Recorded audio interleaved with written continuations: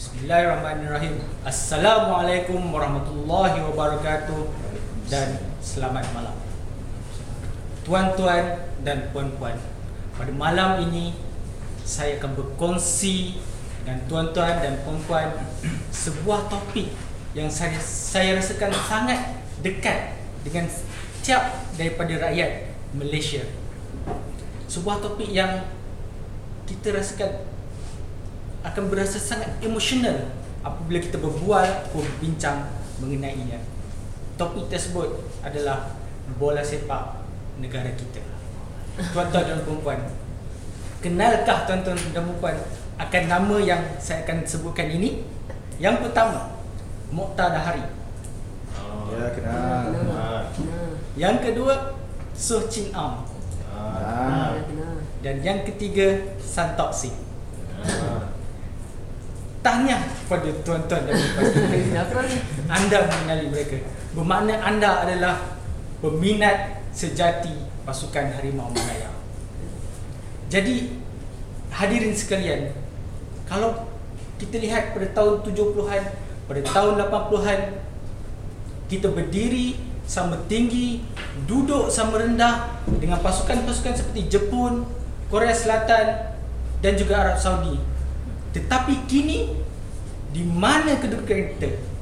Adakah masih sama levelnya dengan mereka semua? Ataupun kita sudah maju? Ataupun sebaliknya?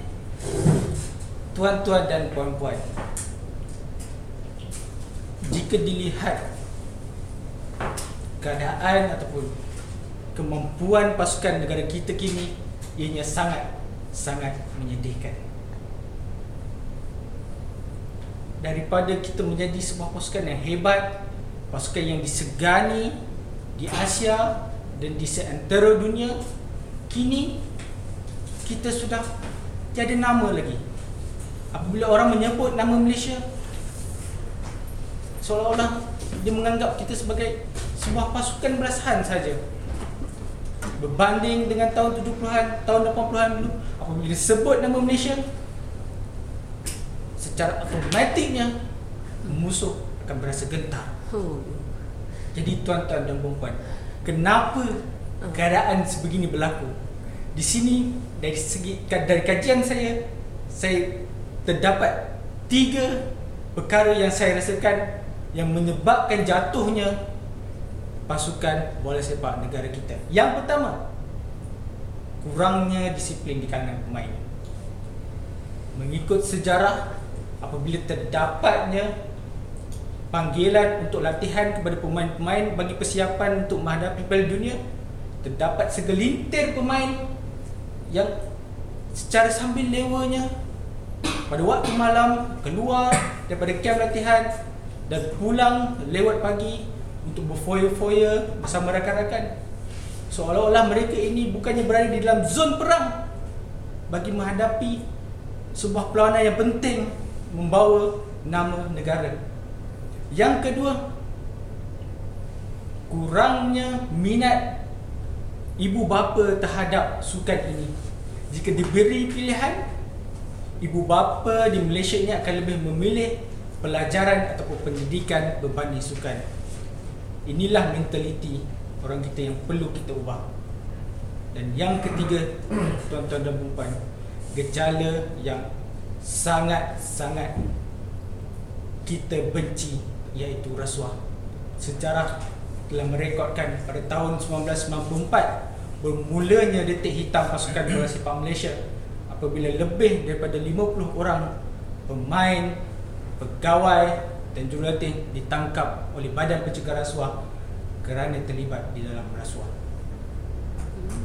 Jadi hadirin sekalian, setelah kita meneliti sebab-sebab kenapa jatuhnya pasukan Harimau Malaya ini, di sini saya mencadangkan beberapa solusi bagi mengatasi masalah kejatuhan pasukan bola sepak negara kita.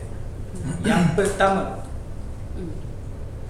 latihan perlu diberikan sejak daripada mereka kecil. Di sini penekanan terhadap aspek kemahiran dan terhadap aspek pemakanan perlu diterapkan di kalangan kanak-kanak yang ingin berjaya di dalam bola sepak, supaya apabila mereka membesar, meningkat remaja, tubuh fizikal mereka akan lebih mirip seolah-olah pemain yang berasal daripada Eropah. Yang kedua, pengurusan badan-badan bola sepak di Malaysia perlulah lebih profesional. So di sini saya mengambil contoh sebuah pasukan dari pantai timur, iaitu Kelantan. Bagaimana 5 tahun yang lepas Kelantan, sebuah pasukan yang tiada apa-apa langsung. Apabila tiba setiap kali perlawanan, stadium itu tidak pernah penuh.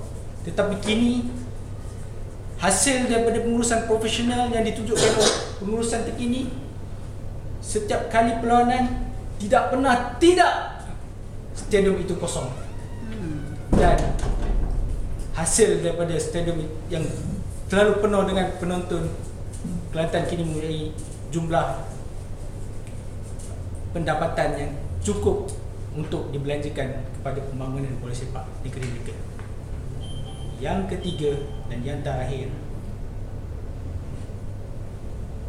gejala rasuah perlu dibendung daripada awal. Gejala rasuah ini telah banyak memusnahkan potensi-potensi pemain yang sepatutnya boleh bermain mewakili negara, tapi pada akhirnya disebabkan oleh faktor kewangan, mereka ini terjebak di dalam rasuah ini, menyebabkan mereka kini tidak boleh mewakili Malaysia. Jadi pada akhirnya, tuan-tuan dan puan-puan, saya menyeru kepada anda semua, marilah kita bersama-sama menggembling tenaga, berusaha untuk mengembalikan kebilangan zaman bola sepak negara. Memetik kata-kata Allahyarham Muqtada Hari, jika anda berasa malu untuk mengibarkan bendera negara anda, sudah tiba masanya untuk anda mencari bendera negara lain. Sekian. Assalamualaikum warahmatullahi wabarakatuh.